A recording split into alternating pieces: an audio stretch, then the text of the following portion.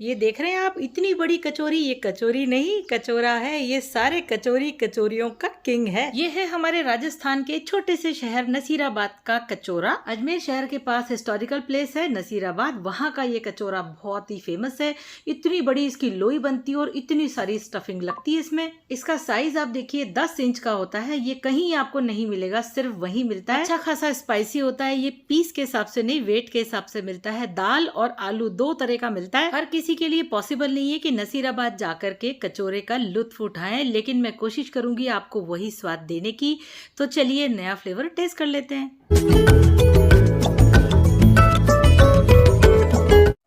सबसे पहले हम लेंगे मैदा। ये 2.5 कप मैदा मैं ले रही हूँ। वेट में ये 300 ग्राम है। मेजरमेंट अच्छे से देख लीजिए, क्योंकि मैं 2 कचौड़े के हिसाब से आपको मेजरमेंट बता रही हूँ। अब इसमें मैं डालूंगी नमक स्वादानुसार, साथ ही 1/3 कप वेजिटेबल ऑयल। जैसे कि हम कचौरी बनाते हैं उसी तरह से ही इसमें भी हम मोइन डालेंगे। इससे कचौड़ा हमारा बेहद खस्ता बनेगा और बहुत ही कुरकुरा भी बनेगा। अच्छे से तेल को मिक्स कर लीजिए दोनों हाथों से। ये देखिए कुछ बाइंडिंग इसकी इस तरह से होनी चाहिए, तभी हमारा कचौड़ा खस्ता बनेगा। अब पानी डालेंगे और डाल करके इसका बिल्कुल सॉफ्ट आटा लगाना है। इसका जो डो लगता है वो स्टिकी स्टिकी सा होता है, थोड़ा सॉफ्ट होता है, रोटी से भी काफ़ी नरम होता है। और ये क्यों होता है इसका मैं रीज़न आपको बताऊंगी। तो देखिए मैंने ये बिल्कुल सॉफ्ट सा नरम आटा लगा लिया है। अब थोड़ा सा इसको और मैंने नीट किया है तो ये चिकना सा हो गया। देखिए कितना नरम आटा है। बस ऐसे ही स्मूथ और सॉफ्ट आपको डो लगाना है। अब इसे मॉइस्ट क्लॉथ से हम ढक देंगे और ढक करके कम से कम आधे घंटे के लिए छोड़ देंगे। रेस्ट करना बहुत ज़रूरी होता है ताकि हमें बेलने में परेशानी ना हो। अब हम बनाएंगे फिलिंग। उसके लिए मैंने ये 1 कप धुली उड़द की दाल ली है और वेट में ये है 150 ग्राम। अब इसे मैंने अच्छे से भिगो लिया है। 4 घंटे के लिए कम से कम इसको भिगोना है, तभी काम में लेना है। अब इसका पानी आप बिल्कुल निकाल लीजिए, क्योंकि बिना पानी के ही हमें इसको मिक्सी में डाल के ग्राइंड करना है। लेकिन ध्यान रखना है पेस्ट नहीं बनाना है, इसको हमें दरदरा पीसना है। मिक्सी को पल्स मोड पे लाइएगा, तभी जाकर के बढ़िया सा ये दरदरा पिस जाएगा। ये देखिए इतना थिक है, ये बहुत ही अच्छे से पिस चुका है, यानी ये दरदरा पिस चुका है। तो चलिए फिलिंग बनाते हैं। अब मैंने यहाँ आधा कप बेसन लिया है, इसको मैं हल्का सा रोस्ट करूंगी, ज़्यादा नहीं, बस हल्का सा। इसका कलर चेंज नहीं होना चाहिए, बस कच्चापन थोड़ा सा निकल जाए इसका, बस इतना सा हमें इसको रोस्ट करना है। अब दूसरी तैयारी हमें क्या करनी है कि हमें लेना है कम से कम 15 लौंग, 15 काली मिर्चें, और दोनों को हम दरदरा कूट के एक साइड में रख लेंगे। तो 2 तैयारियां तो हमने पूरी कर ली हैं। तो चलिए गैस की तरफ चलते हैं। लगभग 4 से 5 चम्मच तेल डाला है मैंने। अब इसमें मैं डालूंगी 1/4 चम्मच हींग। हींग थोड़ी अच्छी क्वांटिटी में डालना है आपको। अब इसमें मैं डाल रही हूँ लगभग 6 बारीक हरी मिर्चें कटी हुई। बारीक काटना है आपको, ये ध्यान रखना है।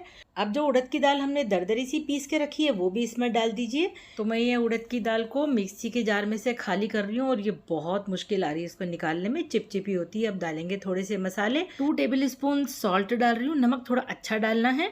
इसके बाद 1 tablespoon red chilli powder, 1/4 tablespoon हल्दी पाउडर, 2 टेबल स्पून धनिया पाउडर, 1/2 टेबल स्पून दरदरी कुटी सौंफ, 1/2 टेबल स्पून दरदरा कुटा हुआ धनिया, 1 टेबल स्पून अमचूर powder, 1 tablespoon chilli flakes. इसके बाद ये जो हमने लौंग और काली मिर्ची पीस के रखी है ये भी इसमें डाल देते हैं। तो इसकी जगह आप गरम मसाला यूज मत कीजिएगा, लौंग काली मिर्ची ही डालिए, इससे अलग ही टाइप का फ्लेवर आता है।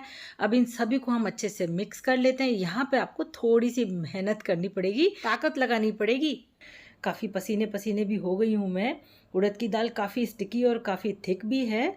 चलो फाइनली मैंने इसको मिक्स कर लिया है अच्छे से। अब इसमें डाल देंगे जो हमने भून करके बेसन रखा है वो इसमें डाल दीजिए। अब ये और ज़्यादा थिक हो जाएगा, मिक्स करने में और परेशानी हो जाएगी। बेसन ने मॉइस्चर एब्जॉर्ब कर लिया है। तो अब इसमें डालेंगे पानी। आधा कप पानी में धीरे धीरे करके डाल रही हूँ। पानी डाल करके ये जो फिलिंग है ना थोड़ी सी सॉफ्ट हो जाएगी।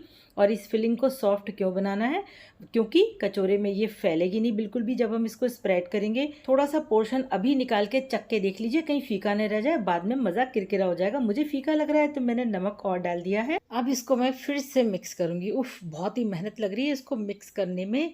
ये बहुत ही टेस्टी फिलिंग है। आप दाल की जगह आलू ले लीजिए तो आलू की फिलिंग बन जाएगी। आप थोड़ा कम स्पाइसी भी कर सकते हैं। तो लीजिए मैंने गैस बंद करके और इसको प्लेट में ट्रांसफर कर दिया है। अब इसको मैं 2 पार्ट में डिवाइड कर दूंगी, क्योंकि मैं ये जो नसीराबाद का कचौड़ा बना रही हूँ, मैं 2 कचौड़े बना रही हूँ। मैंने उसी हिसाब से मेजरमेंट आपको बताए हैं। तो एक बॉल मैंने बड़ी सी बना के तैयार कर ली है। देखिए कितनी बड़ी बॉल बनी है।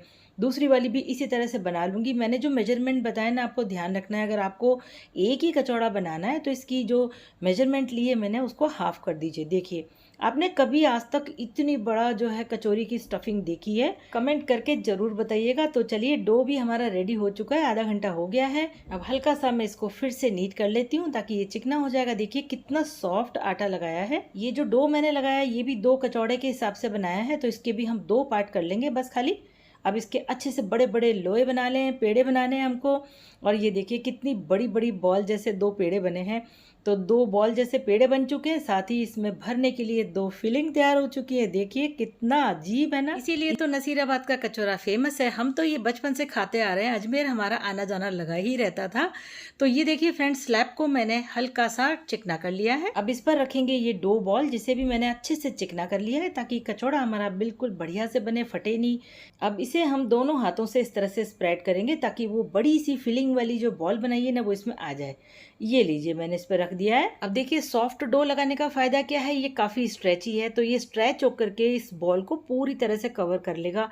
देखिए आराम से कवर हो जाएगा। इस बॉल को पूरा कवर कर लीजिए, इसको खींचते जाइए, ऊपर तक ले आइए और इसका मुंह बंद कर दीजिए। मैं जो आज आपको रेसिपी देने वाली हूँ ना, आप इसको जरूर ट्राई कीजिएगा। हमारे यहाँ दशहरा मेला लगता है इस समय, तब ये नसीराबाद की दुकान कोटा में आती है। तो कचौड़ा बनाने के लिए हमारा बड़ा सा पेड़ा बनकर तैयार हो चुका है। तो अब हमें क्या करना है, पहले तेल गरम करने चढ़ाना है। लो से मीडियम फ्लेम पर ये तेल गरम करना है आपको। 10 इंच का बड़ा सा कचौड़ा बनाने के लिए बड़ा बर्तन चाहिए, तो मैंने ये बड़ी सी कढ़ाई ले ली है। अगर आपके पास इतनी बड़ी कढ़ाई ना हो 10 इंच का कचौड़ा तलने के लिए, तो आप कचौड़े का साइज छोटा कर सकते हैं। आप पहले बर्तन जरूर निकाल के रखिए कि आपको किस में इसको फ्राई करना है। बस अब इस कचौड़े की बॉल को हल्के हाथों से दबाएंगे और धीरे धीरे इसको फैलाते जाएंगे, स्प्रेड करते जाएंगे।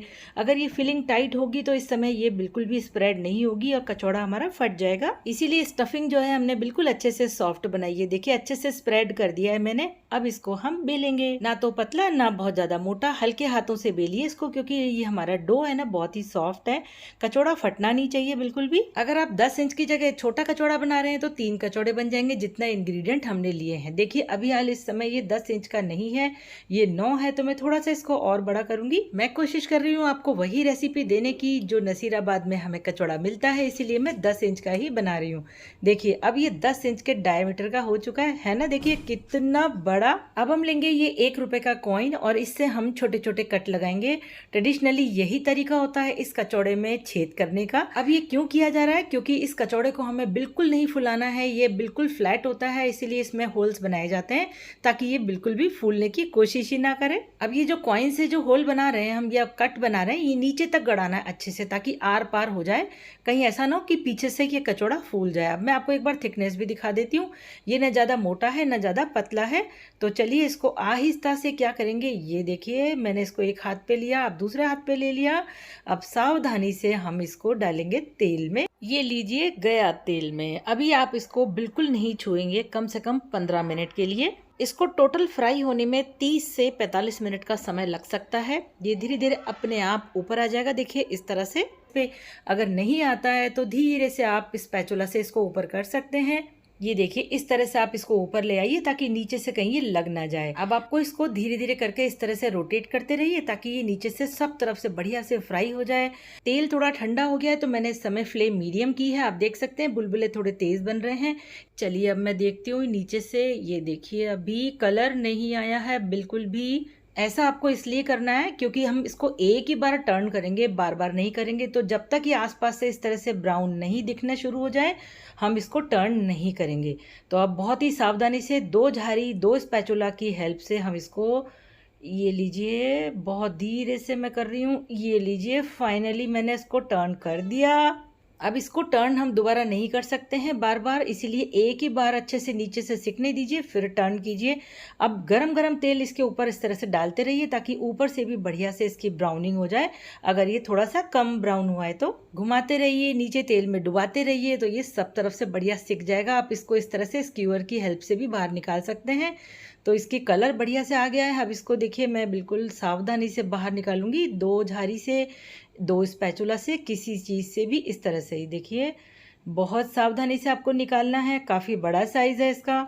ये लीजिए फाइनली मैंने निकाल लिया है इसको। अब इसको मैं इस तरह से खड़ा करके रखूंगी क्योंकि इसमें अंदर तेल भर जाता है। थोड़ी देर इसको ऐसे ही रहने दीजिए, कम से कम 15 मिनट। वैसे भी आप इसको हाथों हाथ नहीं खाएं क्योंकि ये क्रिस्पी उतना नहीं लगेगा। 15 मिनट रखा रहेगा तभी क्रिस्पी लगेगा। तो मैंने दूसरा वाला कचौरा भी तेल में डाल दिया है। हमारा पहले वाला कचौरा आपको दिखाती हूँ वो कैसा है। ये देखिए कितना बड़ा है और कितना सुंदर लग रहा है। इसे आप 15 दिन भी बाहर रखेंगे तो ये खराब नहीं होगा। इतना बड़ा कचौरा आपने कभी देखा है? नहीं देखा ना? अगर देखा है तो मुझे कमेंट करके बताइएगा जरूर, है ना। देखिए सभी कचौरे कचौरी का किंग, और ये केवल नसीराबाद में ही मिलता है, अजमेर के पास। जैसा कि मैंने आपको बताया ये वहीं का फेमस है। जब कभी भी आपका जाना हो आप ज़रूर ट्राई कीजिएगा वहाँ पर रुक करके।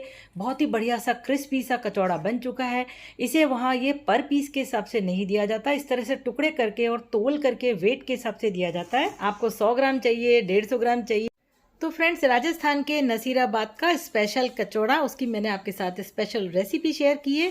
कोशिश की है आप तक वही टेस्ट और वही स्वाद पहुंचाने की। वीडियो अच्छा लगा है तो लाइक कीजिए, शेयर कीजिए। दूसरा कचौड़ा भी रेडी है। चैनल को सब्सक्राइब करना बिल्कुल मत भूलिएगा। मैं इसी तरह के अच्छे अच्छे कंटेंट आपके लिए लाती रहूंगी। फिर मिलेंगे, बाय।